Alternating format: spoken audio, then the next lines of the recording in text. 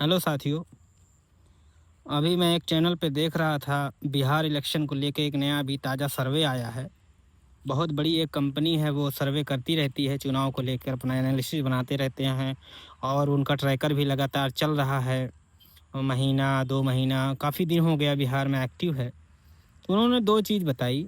एक ये, जब उन्होंने तेजस्वी यादव का अनाउंसमेंट नहीं हुआ था सीएम कैंडिडेट के लिए, तब का ट्रैकर और उनके उसके बाद का ट्रैकर, तो उसमें एक चीज़ ये आई कि जो तेजस्वी यादव के पहले का ट्रैकर था, उसमें एनडीए को थोड़ी बहुत एज थी, मतलब माइनर एज थी। परसेंटेज में 1% या उससे कम का 0.5% का एज था।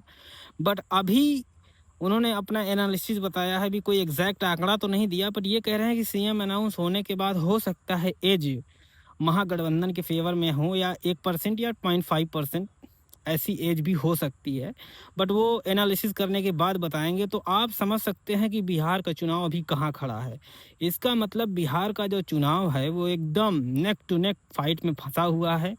अब ये एमजीबी यानी महागठबंधन और एनडीए दोनों के लिए ये टेढ़ी खीर होने वाला है, क्योंकि ये चुनाव इतना आसान नहीं है जितना लोग समझते हैं। क्योंकि अब ये चुनाव जो स्टेट नैरेटिव होता है उससे निकल के लोकल नैरेटिव पे चला गया। स्टेट नैरेटिव मतलब कि आप प्रदेश व्यापी कोई ऐसे मुद्दे हों जिनके ऊपर एक पोलराइजेशन हो रहा हो।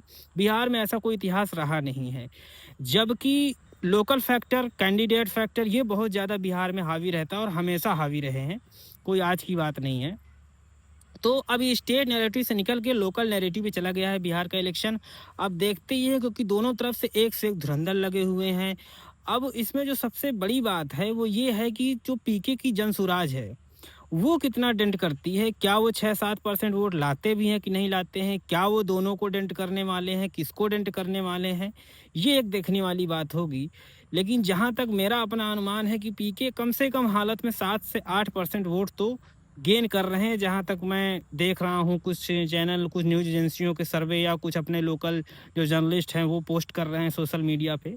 तो सब मिला के एक अगर एवरेज निकाला जाए तो 7-8% का जो वोट बैंक शेयर है वो जनसुराज इकट्ठा कर रहा है। अब देखने वाली बात है कि ये सीट में कन्वर्ट होता है कि नहीं।